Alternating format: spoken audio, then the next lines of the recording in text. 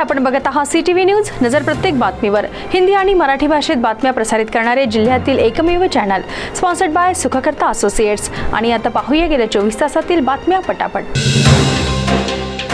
ब्रह्मपुरी शहराजवळील डोंगे घाट नाल्यात पोहायला गेलेल्या 3 मित्रांपैकी एकाचा पाण्यात बुडून हृदयद्रावक मृत्यू झाला.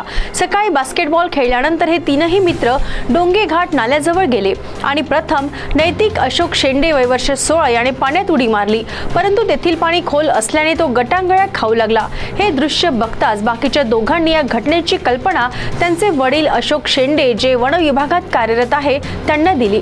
ते घटनास्थळी पोहोचेपर्यंत नैतिकचा दुर्दैवी मृत्यू झाला होता. अवैध दारू तस्करीच्या विरोधात ब्रह्मपुरी पोलिसांनी धडाकेबाज मोहीम सुरू केली असून 1 जूनला 5 लाखांचा मुद्देमाल जप्त केला, तर 2 जूनला 19,500 रुपयांचा मुद्देमाल जप्त केला. पहिल्या धाडीत पोलिसांनी हळदास शिवारात एक फोर्ड कार आणि देशी दारू असा 5 लाखांचा मुद्देमाल जप्त केला, तर दुसऱ्या धाडीत खेड टोली येथे अंगणात मोहाची हातभट्टी सुरू असताना धाड टाकत 19,500 रुपयांचा मुद्देमाल जप्त केला. या कारवाईने अवैध दारू तस्करांचे धाबे दणाणले असून पोलिसांचे सर्वत्र कौतुक होत आहे.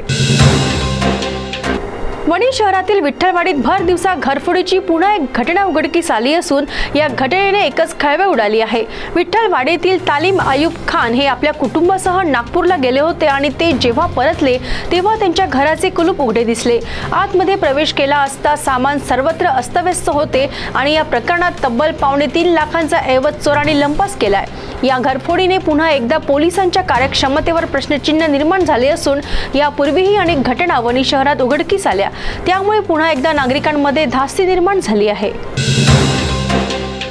चंद्रपूर वणी आणि लोकसभा क्षेत्राच्या खासदार प्रतिभा धानोरकर यांनी नुकतीच मध्य रेल्वे विभागीय व्यवस्थापकांची नागपूर येथे भेट घेतली.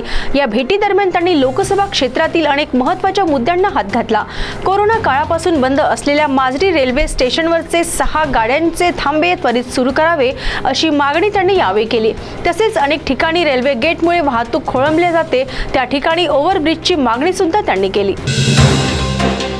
गडचिरोली जिल्ह्यातील चामोर्शी तालुक्यातील आष्टी येथे उष्माघाताने एका 30 वर्षीय विवाहितेचा मृत्यू झाल्याची घटना उघडकीस आली. उष्माघाताने गडचिरोली जिल्ह्यातील हा दुसरा बळी घेतल्याने आरोग्य व्यवस्थेवर प्रश्नचिन्ह निर्माण झाले आहे. ही महिला आपल्या घरी काम करत असताना उष्माघात झाला. तिला ताबडतोब रुग्णालयात नेले असता तिथेच तिची प्राणज्योत मालवली.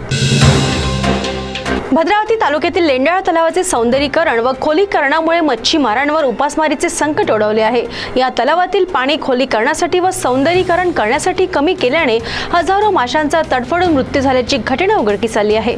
यामुळे या तलावात घाणीचे साम्राज्य पसरले असून मच्छीमारांच्या उदरनिर्वाहाचा प्रश्न निर्माण झाला आहे. सिंदेवाही तालुक्यातील सामदा गावात एका ट्रॅक्टर ट्रॉलीच्या अपघातात 23 वर्षीय युवकाचा दुर्दैवी मृत्यू झाला. या गावातील गुलाबनाथ यांच्या घराजवळ रेतीने भरलेला ट्रॅक्टर खाली करण्याचे कार्य सुरू होते आणि ट्रॉलीचे हुक काढत असतानाच ट्रॅक्टर अचानक वेगाने मागे सरकला. यामध्ये धीरज भास्कर बोरकर या युवकाचा दबून घटनास्थळीच मृत्यू झाला. महाराष्ट्रातील ताडोबा अंधारी व्याघ्र प्रकल्प येथून ओडिशातील सिमिलीपाल व्याघ्र प्रकल्प येथे स्थलांतरित करण्यात आलेल्या झिणतल्या वाघिणीने 4 बछड्यांना जन्म दिला आहे. या घटनेमुळे सिमिलीपालमधील वाघांच्या आनुवंशिक वैविध्यात वाढ करण्याच्या प्रकल्पाला मोठे यश मिळाल्याचे मानले जात आहे. सिमिलीपालमधील वाघांच्या लोकसंख्येचे भवितव्य सुरक्षित करण्यासाठी आणि आनुवंशिक वैविध्य वाढवण्यासाठी ओडिशा वन विभागाने ताडोबा अंधारी व्याघ्र प्रकल्पातून वाघांचे स्थलांतरण करण्याचा निर्णय घेतला होता. तर या होत्या आजच्या पटापट बातम्या. लवकरच भेटूया पुन्हा काही नव्या बातम्यांसह. तोपर्यंत अशाच बातम्यांची अपडेट पाहण्यासाठी बघत रहा CTV न्यूज. नजर प्रत्येक बातमीवर. नमस्कार.